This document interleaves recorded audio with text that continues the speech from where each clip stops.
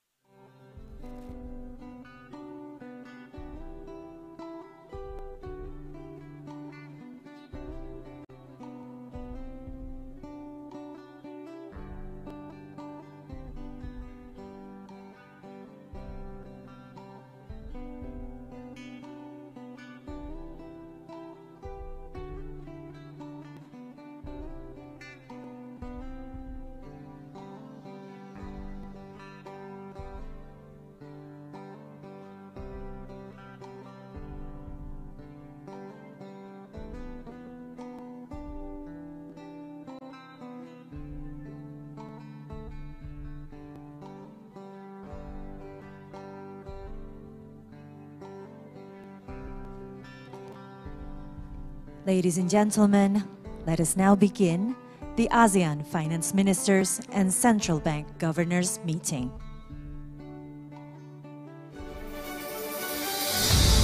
"2023 is the year of recovery, the year of growth, and the year of ASEAN.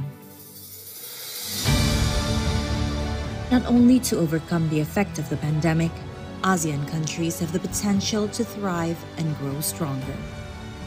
This wouldn't be without challenges amid global inflation and uncertainty. While it is very important for policymakers to make the right decision for their countries, it is imperative that ASEAN countries collaborate to strengthen the region's economy. In Indonesia's 2023 ASEAN chairmanship, the country will continue to lead discussions on various issues of concern. The finance track will maintain focus on 3 priority agendas: recovery rebuilding, digital economy, and sustainability. The discussions and actions by ASEAN is important to make sure that the region and all its beauty survive and thrive for centuries to come. So let us work together and make this the year of ASEAN.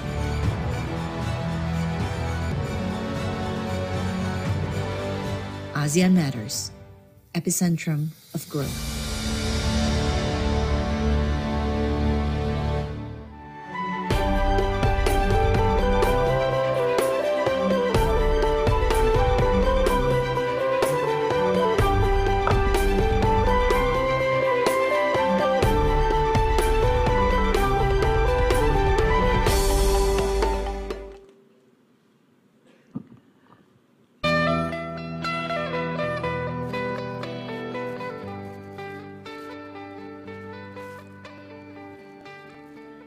Okay, let's start. My dear colleague, Pak Peri Warjio, my fellow ASEAN Finance Ministers as well as Central Bank Governors, ASEAN Secretariat colleague, ASEAN Secretary General colleague, Excellencies, senior management from the International Financial Institution, distinguished delegates, ladies and gentlemen, Assalamualaikum warahmatullahi wabarakatuh. Very good afternoon, Om Swastiastu. First of all, I would like, on behalf of all participants, I would like to express my sincere gratitude, especially for Pak Governor Peri Warjio and his wonderful team for a very, very excellent hospitality and arrangement, and especially last night that I hope and I'm sure you are all enjoying both the dinner and the performance. It is really an honor for us, Indonesia, to serve you all under the chairmanship of ASEAN Finance Process again. And this is especially very, very important because the last time that we hold the chairmanship was 12 years ago in 2011. It is also especially pleasing to be able to do this in person, as this is the first ASEAN Finance and Finance Minister and Governor meeting, which we are able to do it in person after 3 consecutive years of virtual meetings. I would like to extend my appreciation to our fellow ministers and governors for their contribution and continued support for ASEAN, including under Indonesia chairmanship. This meeting, coincidentally, is with the month of Ramadan, and many of the Indonesia is actually following this. So I know some of you are currently fasting. So I do hope you still have the energy to take all the agenda. I believe that this is also a rare opportunity that you are all of us is going to bless by Allah Almighty. So we hope that the meeting today is going to be a success. Bali and ASEAN have a long history. Back in 2003, our ASEAN leaders launched the Bali Concord II, one of the foundation for regional integration, which currently we know as ASEAN Community. In 2011, ASEAN Finance Ministers and Central Bank Governors was also held here in Bali. At the time, I actually attended those meetings in my capacity as the World Bank Managing Director, so I sit over there in the meeting. So I feel blessed that today I will be able to participate again in 2023, this time as a chair of this meeting. Distinguished guests and ladies and gentlemen, today we will have our 9th ASEAN Finance Minister and Central Bank Governor meeting, a collective coordination among ASEAN Finance Minister and Central Bank Governors to progress our shared interests in the regional finance process. Indonesia chairmanship has the theme ASEAN Matters, Epicentrum of Growth. We believe ASEAN must aim to be a region with robust, inclusive, sustainable economic growth. Economic growth has and will always be the story of ASEAN. And to ensure that this will be continuous, we must strengthen ASEAN capacity to respond to the previous challenge, but most importantly, the current and new challenges that we are all seeing today, and the expected challenges in the next 20 years. Our region has showed high economic growth. This is especially in the period of 2010 to 2019, in which ASEAN steadily contributed 3% of the world real GDP. In 2020, the region's GDP contracted due to the pandemic more than the world rate. And unfortunately, in 2021, we saw growth that did not exceed pre-pandemic level. We expect full recovery took place in 2022. For Indonesia, we are a little bit lucky in 2021, we've already exceeding the pre-pandemic level. This situation, especially due to the pandemic and the current situation, is really unprecedented for us after enjoying a very long period of high economic growth rate, but also provide a good motivation for us to ensure our economies are in better shape today than yesterday. Many of our international organizations here still projected that our region will have positive outlook in 2023 ahead. And we still have much time this year to make sure that this projection will be materialized or even better. But we are all need to remain vigilant and be prepared for some external challenges may cause turbulence in our regional economies. We should keep updating our policy to respond to the dynamic situation. We should also not to be complacent about the regional expected high economic growth.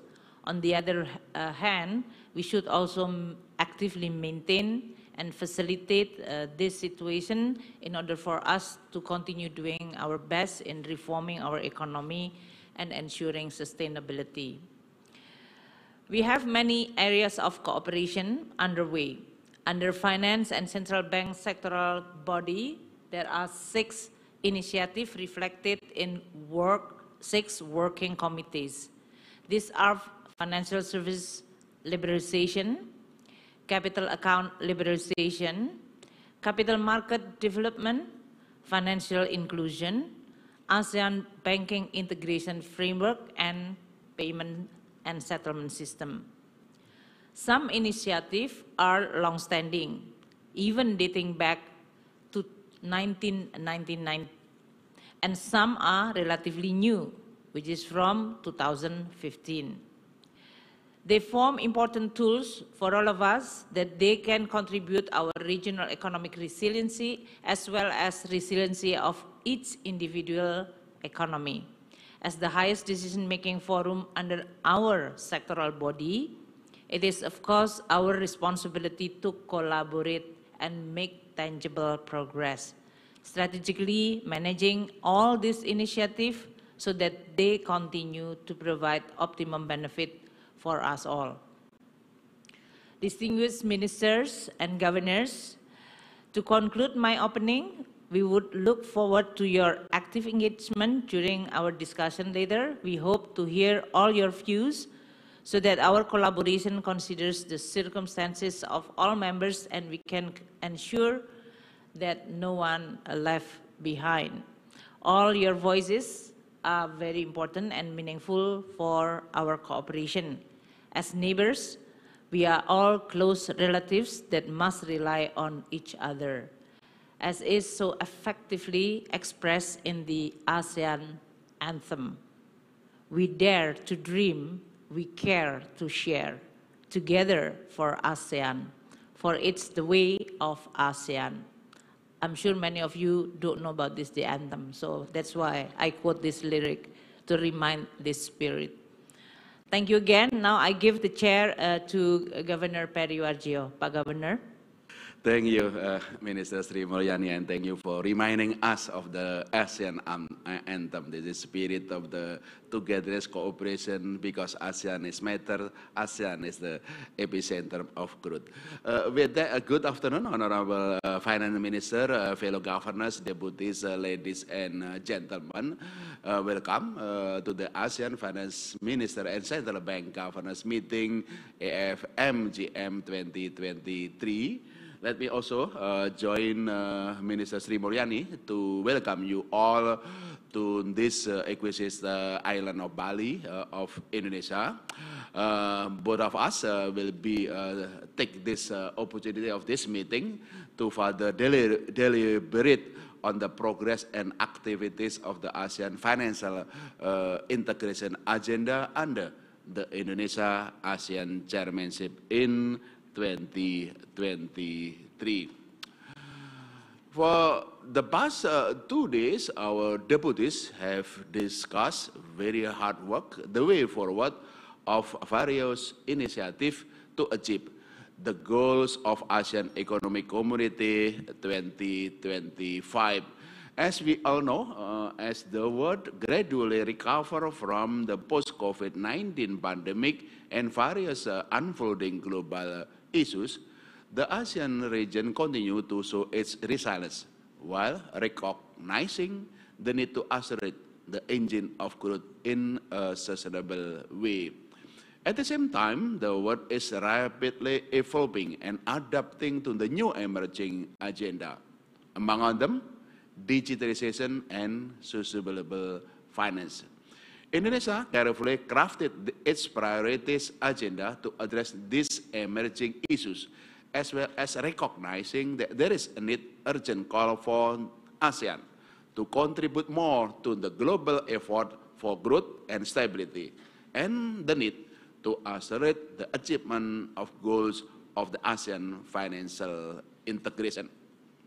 I thank the hard work of our deputies and all ASEAN working committees under the Finance and Central Bank track for the work progress and innovative initiative and priorities agenda.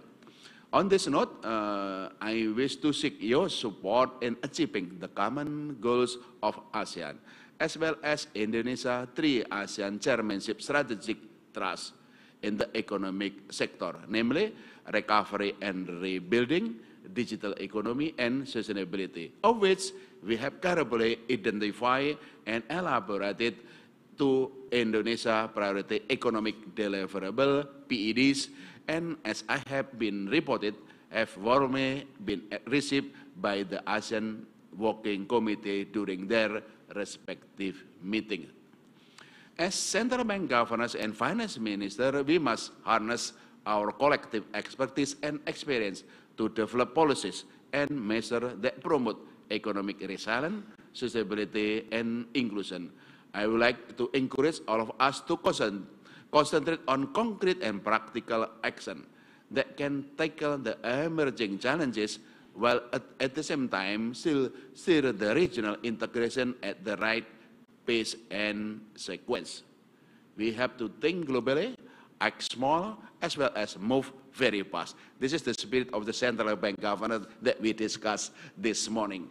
Such actions can include the following three agenda.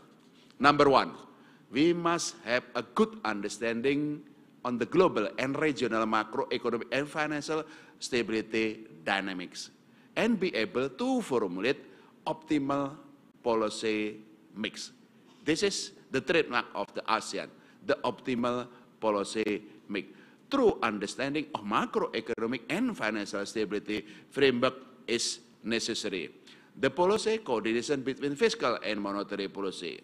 The policy mix of monetary policy between interest rate, foreign exchange intervention, and macro capital flows management, as well as also the policy mix of monetary and macro-prudential policy. This is the trademark of the ASEAN and guiding our recovery resilience over the past 3 years and will be moving forward. We have seen that both IMF and the BIS have provided their views and recommendations in this area for country policymakers to consider adopting them in their policy formulation, tailored according to its country circumstances.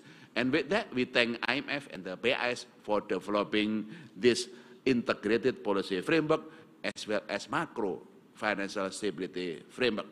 Number two, leveraging on the global agenda in the area of cross-border payment. This is ASEAN also another legacy, not only for ASEAN, but also to the world. ASEAN already benefit from faster, cheaper, and more transparent and more inclusive cross-border payment system services to boost transaction, develop economy, and increase growth. Last year, under Indonesia presidential G20, the 5 of ASEAN already signing MOU for cross-border connectivity in the payment. And this year, we will advance to all members of the ASEAN. And as harnessing digitization is also important for financial inclusion. This will promote financial and economic inclusion across wide spectrum of society, including MSMEs, youth, and women as well. With affordable, cross-border, digitalized payment system, we are transforming the so-called undeserved in financial system to become well-deserved and engine of our economic recovery. Number three, in the current global financial market dynamics, influenced heavily on rapid interest hiking cycle by major central banks, it has been more important for emerging market to shield its external sector from unintended consequences. In this aspect, we already cement our economy through prudent macroeconomic policy, being fiscal, monetary. We also strengthen our financial system stability, as well as we strengthen our external resilience. But more need to be done, which is diversifying our currency uses in trade, investment, and other economic and financial transactions. The use of local currency in transaction on trade, investment, and financial market and remittances will be able to reduce dependency of our economies on major currency, reduce our volatilities to strengthen our external stability. Such favorable setting will facilitate more stable economic growth as well as development and inclusion. At the meeting, I hope to advance our past discussion to a strategic level to lay the groundwork for effective regional cooperation.